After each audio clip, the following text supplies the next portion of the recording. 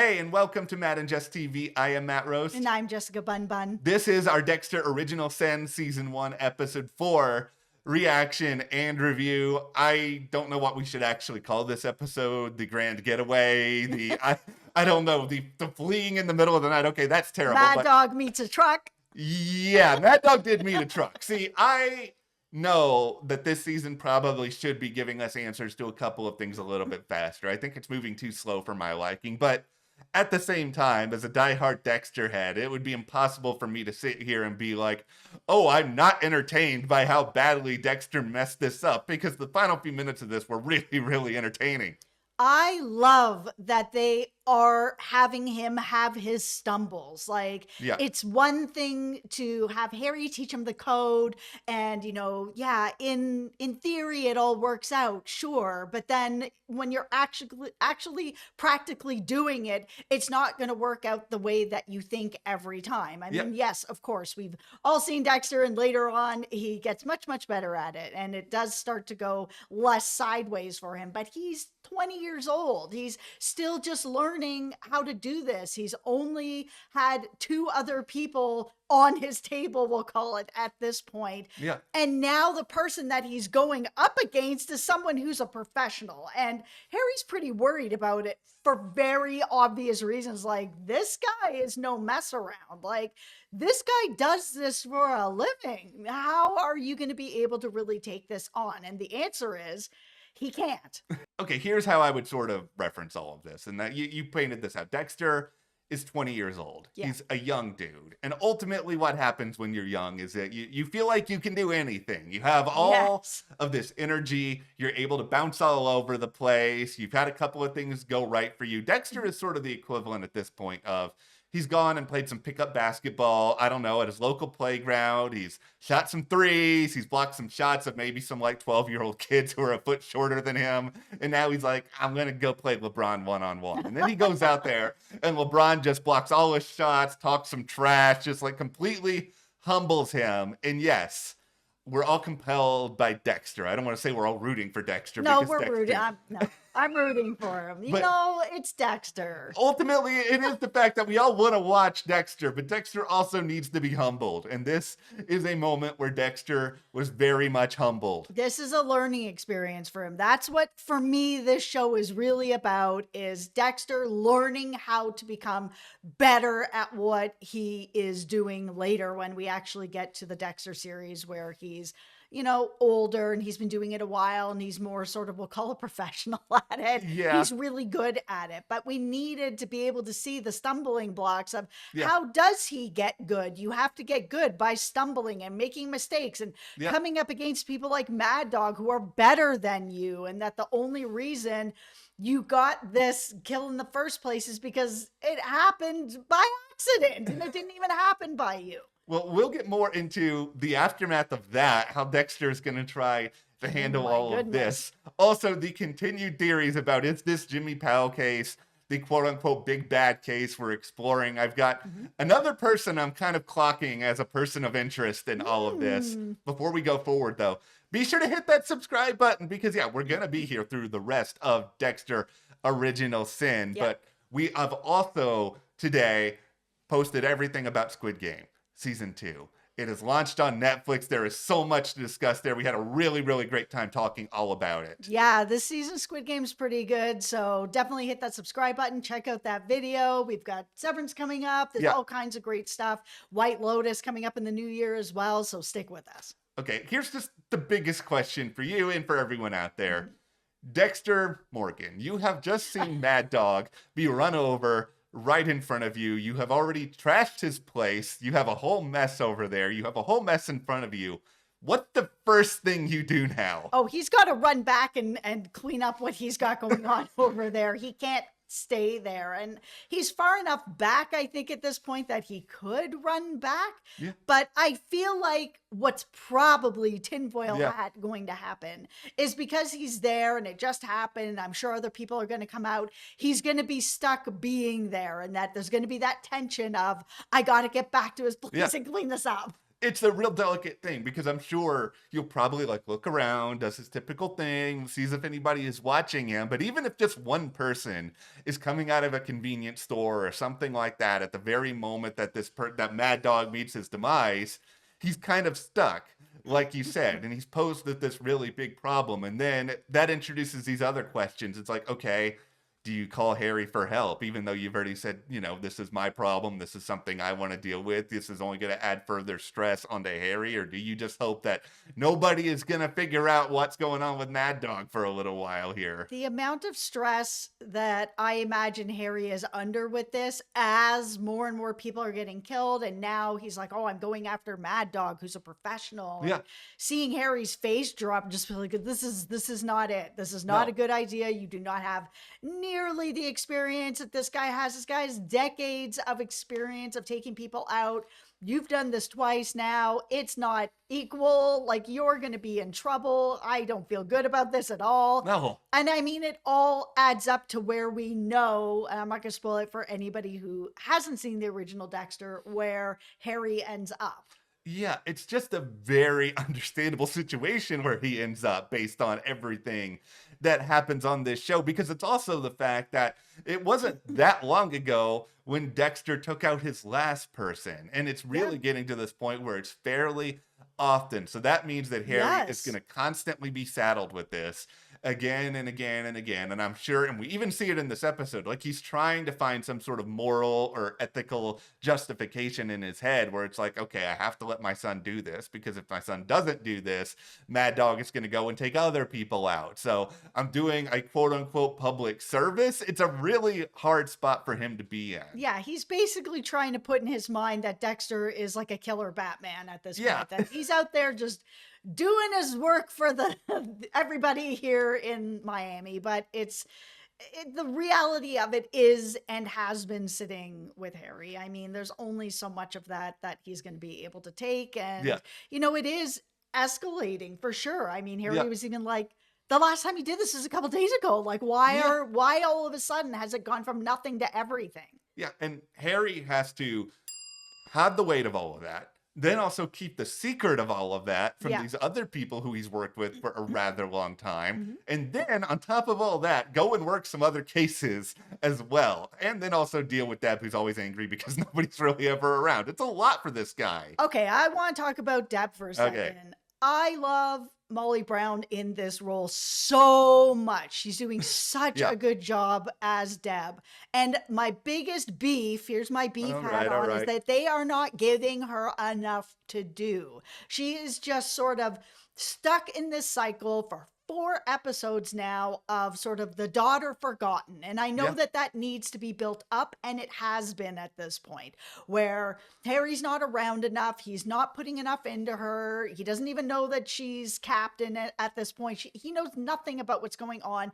She has come to him so many times in the past 4 episodes to be like, basically, Dad, I need you. Dad, I need you. Dad, where are you? Dad, I'm here too. And he's just not there for her because he is balancing Dexter, which is a huge thing because of his pastime. And obviously Deb doesn't know that. But just the same, she's still being neglected. She's not getting what she needs, and she's getting into all kinds of trouble, but she's also she just feels like this rudderless boat. She doesn't know what's going on. She's taken off with this Geo guy who's like, I don't care that you're a teenager. Let's go. It's like this whole thing is just getting into a creep show. And I feel like Deb is obviously going to get herself into some sort of trouble that she's going to not really be able to get herself out of. That's going to get her to the point that she's also probably going to be like, I need to join the force. Yeah, and that's where we need to get. And we need to get there reasonably fast. Like, obviously, I don't want anything bad to happen with Deb, but we know Deb is in the original show. So we have a little bit of a sense of where her trajectory is going. I just think that they can't just stall out when it comes to her story, because we want to see her with these other characters. We want to see her be like actively involved. Like, that's where Deb is her most fun. Yeah, I don't need to just see her partying and going to the beach for every single episode. I understand she's a teenager and that's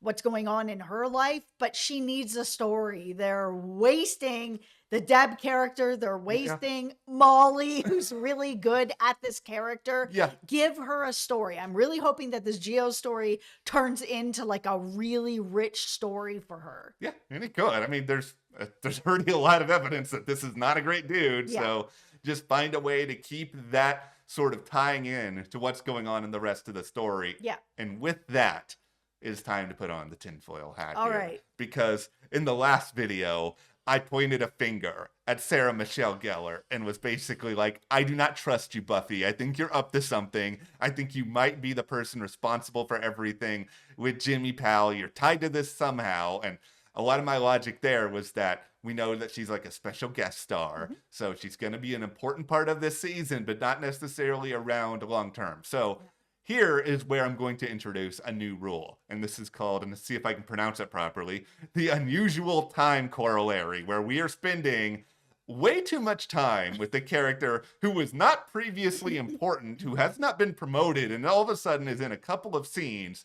I'm talking about Clark, this cop who has this emotional conversation with Dexter earlier on in this episode, and then we sort of circle back and we have this other conversation with him and Dexter where he's talking about his brother, and they try to ground this so that it's a meaningful moment for Dexter. But I'm just like, why are we spending this time with this guy? Why is this not Batista? Why is this not Masuka? When I understand they're working on another case and all that, but we spent way too much time with this guy.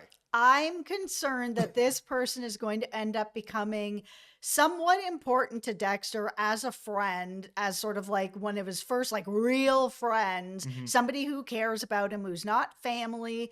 And then something's going to happen to him and Dexter's just going to lose his mind, because he really is like, when he does get connected to somebody, he doesn't handle things very well when an innocent, dies or something happens to him. I don't think he's a big bad yet, but there's definitely something weird about how much time he has had with Dexter. It's got to be one of two things. It's got to be either like a big bad that's coming up, or somebody who's going to really end up hurting Dexter in a way that he doesn't expect. Something happens to him, Dexter can't handle it. Yeah, like I tried to run through in my head possible things that could make Clark a big bad, including we've heard a little bit about his brother, and we know that, Jimmy Powell is the son of a judge, and that maybe he's got some sort of issue with the legal system or but that's all just like conjecture. Like there's not a lot of real evidence pointing that way, but I do agree with you. This is either somebody who is going to be a potential villain or somebody who is going to be taken out at some point, because it's just we're spending too much time with him now for him to be nobody. It's just also, he's taken just kind of a rather unusual interest in Dexter. And I don't know if this is just I'm seeing you're good at your job, or, oh, you're new to the Force. I was new to the Force once upon a time too. I know what that's like. I just, with this show, I just become insanely suspicious of everyone. It was also really good to see Maria actually give Dexter a chance to just see what he can do naturally. She knows that he's new to the Force. We saw Tanya give him a chance and then just mock him. Maria's like, okay, show me what you can do. And she sees him at the crime scene. He's like, oh, I'm taking guesses, because he can't say why he knows what he knows. And she's like, I can't take guesses. I need evidence. Okay, cool. That helps Dexter train in that way, to be like, you need evidence, cool, here's these melons, here's this ketchup, I'm gonna show you why it's like this, and go from there, and actually have Maria be very respectful, to be like, okay, I see that you have some chops, there's a natural ability to you, I think we're gonna be great friends. Okay, there is so much good stuff to get into here. I think what they have done with LaGuerta, the brief amount of time we've seen her, is really pitch perfect for everybody who knows the character from the original Dexter, where it is, she's very, very driven. Yep. She's hugely ambitious, but I think because she's so ambitious and she doesn't have all of the same ties and she doesn't have all the same relationships as some of these other people. Mhm. I think that's why she's willing to give Dexter the amount of opportunity that she is, because she realizes, I think everybody's got to start somewhere. Yeah. But I think what all this gets more interesting is that we also know that Maria in the original show is relentless. And if she thinks that something is off, she is going to pursue that to the ends of the earth. But I love that they are building this relationship Yes. really early on, because then it makes more sense why it took so long for her in the original series to start circling around anything. Yeah, and when she does, and she really is able to kind of get going with it, and she can't let it go. Like they have built that character in particular really well. I know it's very easy to sort of look at some of the other actors and like the physical similarities to the original people Yep. and all of that, but I think when it comes to the actual essence of the character, I think that Christina Milian's like really, really nailing it right now. Absolutely. Also, Alex as Masuka. So on the money, 10 out of 10. Yeah. Like perfect. That he was only in it for a second Yeah. with his melon comment, Yeah. but it's so Masuka. Like I Yeah. just can't unsee Masuka. No, 1 second, automatic, straight. If this was the real world, getting written up, going to the office after the fact. It was perfect for that character, though. Okay, let's talk about the case with the judge's son. So the Yeah. judge's son has been found. It is a big display.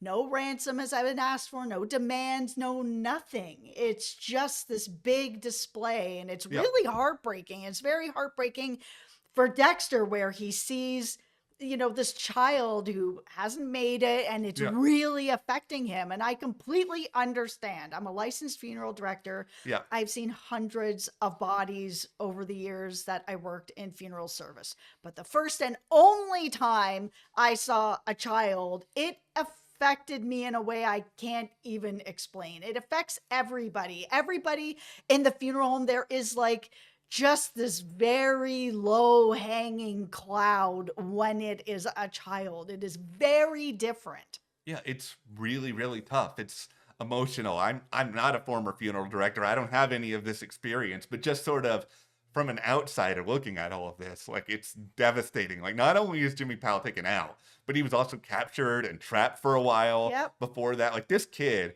went through a lot. And once like I'm not a former funeral director, I'm not a detective, but I'm going to pretend to be one for a moment here. Because if I'm a detective at this point, what I'm seeing is, okay, this is somebody who did not want ransom, did not want anything else. They wanted to make a statement with Jimmy Powell. So the statement here obviously is either they want some element of vengeance against this judge in particular, or they're making some sort of statement about the legal system taking out the wrong people or just not functioning properly, or there's something like that, which is why my antenna's so up about all these people who are in Miami Metro, because they would know the system inside and out. And if it's problematic, they would be able to call it out in some way. But this is a very purposeful, emotionally based crime that's going on here. And I think they need to think in that lens. I don't know if they're going to, but they should. Yeah, the message is out there. It's just they need to decipher what it is. Is this